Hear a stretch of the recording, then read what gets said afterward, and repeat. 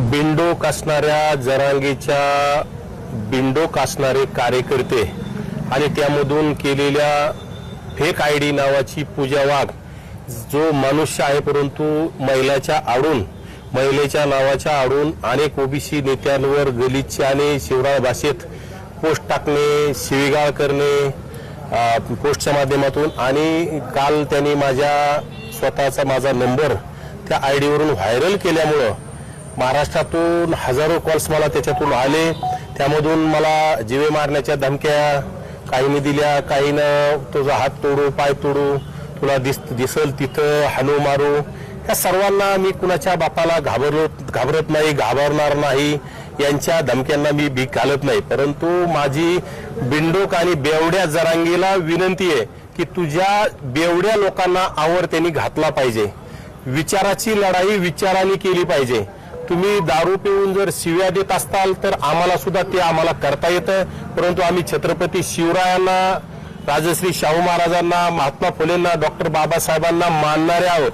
अरे तुम्ही जर शिवरायांचे अवलादी म्हणून घेता आणि जर तुम्ही अशा शिव्या जर देत असतील तर छत्रपती शिवरायांना सुद्धा ती आवडणार नाही। बिंडोक असणाऱ्या जरांगेच्या बिंडोक असणारे कार्यकर्ते आणि त्यामधून केलेल्या फेक आयडी नावाची पूजा वाघ जो मनुष्य आहे परंतु महिलेच्या नावाच्या आडून अनेक ओबीसी नेत्यांवर गलिच्छ शिवराळ भाषेत पोस्ट टाकणे, शिवीगाळ करणे पोस्टच्या माध्यमातून आणि काल त्यांनी माझा नंबर त्या आयडीवरून व्हायरल केल्यामुळं महाराष्ट्रातून हजारो कॉल्स मला त्याच्यातून आले। त्यामधून मला जीवे मारण्याच्या धमक्या काहींनी दिल्या, काहींना तुझा हात तोडू, पाय तोडू, तुला दिसल तिथं हाणू मारू। या सर्वांना मी कुणाच्या बापाला घाबरत नाही, घाबरणार नाही, यांच्या धमक्यांना मी भीक घालत नाही। परंतु माझी बिंडोक आणि बेवड्या जरांगीला विनंती आहे की तुझ्या बेवड्या लोकांना आवर त्यांनी घातला पाहिजे। विचाराची लढाई विचाराने केली पाहिजे। तुम्ही दारू पिऊन जर शिव्या देत असताल तर आम्हाला सुद्धा ते आम्हाला करता येतं, परंतु आम्ही छत्रपती शिवरायांना, राजश्री शाहू महाराजांना, महात्मा फुलेंना, डॉक्टर बाबासाहेबांना मानणारे आहोत। अरे तुम्ही जर शिवरायांचे अवलादी म्हणून घेता आणि जर तुम्ही अशा शिव्या जर देत असतील तर छत्रपती शिवरायांना सुद्धा ती आवडणार नाही।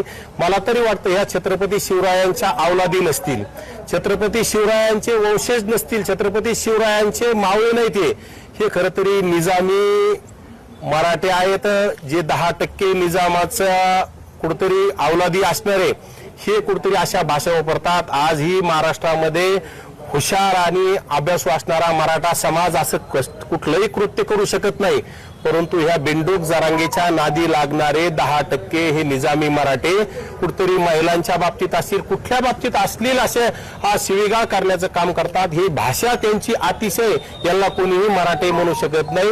अशा लोकांवर कारवाई झाली पाहिजे, नाहीतर मग तुम्ही जर अशा भाषा वापरता तर आम्ही सुद्धा इतर मागासवर्गीयापैकी ओबीसी मधील आहोत, आम्हाला सुद्धा शिवीगाळ करता येते, आम्हाला सगळ्या गोष्टी येतात, आमच्या पूर्वजापासून आम्हाला सगळ्या गोष्टी येतात, परंतु आम्ही छत्रपती शिवरायांना, फुले शाहू आंबेडकरांना मानणारे आहोत।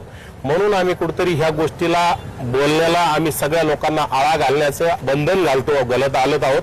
परंतु जरांगीने खरं तर अशी पिलावळ पाळलेली आहे।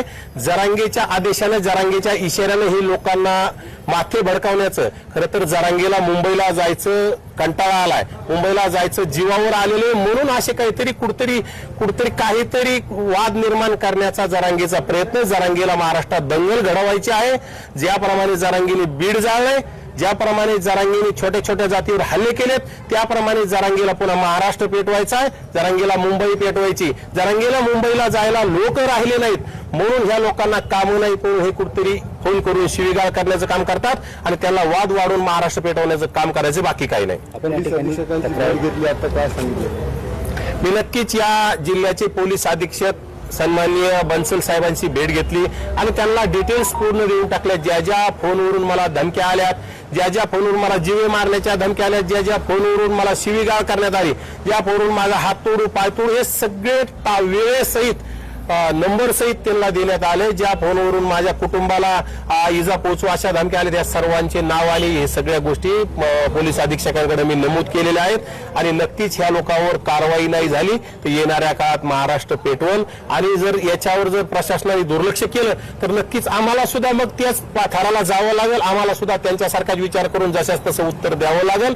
परंतु आम्हाला ते आवडत नाही, आम्ही फुले शाहू आंबेडकरांच्या विचाराचे पाईक आहोत, आम्हाला ते योग्य वाटत नाही म्हणून आम्ही त्या रस्त्याला जात नाहीत आणि आम्ही त्या रस्त्याला जात नाहीत म्हणून जर तुम्ही ह्या जर विचार करत असाल तर आम्हाला सुद्धा पर्यायानं तो मार्ग स्वीकारायला लागेल आणि तो जरांगेला परवडणारा नाही. जरांगेला आंतरवाली जाऊन जरांगेचं वस्त्रहरण करायला सुद्धा आम्ही येणाऱ्या काळात घाबरणार नाही. त्यामुळे जरांगीने जास्त त्या बिंडोक लोकांच्या जीवावर माज करू नये अशी जरांगेला माझी विनंती आहे. ओबीसी नेत्यांना टार्गेट करायचं, त्यांच्या जरांगीच्या ह्या सगळ्या बिंडोक पिलावळी जरांगीच्याच अवलादी, त्या जरांगीच्या अवलादी जरांगीच्या आसपास बसणारे स्वतःच्या नावाने अकाउंट काढण्याऐवजी लेडीजच्या नावाने अकाउंट काढतात आणि त्याच्यावरून जर तुम्ही ओबीसी नेत्यांना टार्गेट करत असताल तर तुम्हाला मुंबईला जायचा कंटाळा आला, तुम्हाला वाद निर्माण करायचा आणि दंगल पेटवायच्यात, बाकी काही नाही आणि पूर्ण महाराष्ट्राला वेटीस धरायचं. जरांगे हा संपलेला आहे. जरांगेची मागण्या असंविधानिक, जरांगेची एकही मागणी पूर्ण होणार नाही हे जरांगेला कळतंय म्हणून कुठतरी त्याला झोप उडालेली आणि वल्गना करून बसल्या मुंबईला जायचं नाही म्हणून हे रिकामा कुटाला सुरू केला. मुंबईला जाणार नाही कसं वाटतं तुम्हाला? जायची इच्छा नाही परंतु त्याला कोणी अडवायला येत नाही म्हणून त्याला जावं लागणारे लोक राहिलेले नाही सोबत. त्याला आजपर्यंत कुठलाही मंत्री विनंती करायला येत नाही, फक्त एकनाथ शिंदे, जातीवादी एकनाथ शिंदेला जरांगेच्या सपोर्टाने कुठतरी सरकार अस्थिर करायचंय म्हणून एकनाथ शिंदेनी एक मंत्री पाठवला होता आणि त्याची कुठेतरी विचारपूस केली. परंतु या राज्याचे मुख्यमंत्री आणि दुसरे उपमुख्यमंत्री अजित पवार अजिबात या जरांगेकडे लक्ष देत नाहीत. त्याला राज्य शांततेने चालवायचे. जरांगेच्या इशाऱ्यावर जर राज्य चालवलं तर महाराष्ट्र पेटल्याशिवाय राहणार नाही हे सर्व मंत्र्यांना कळतं, त्यामुळे त्याच्याकडे कोणीही लक्ष देत नाही.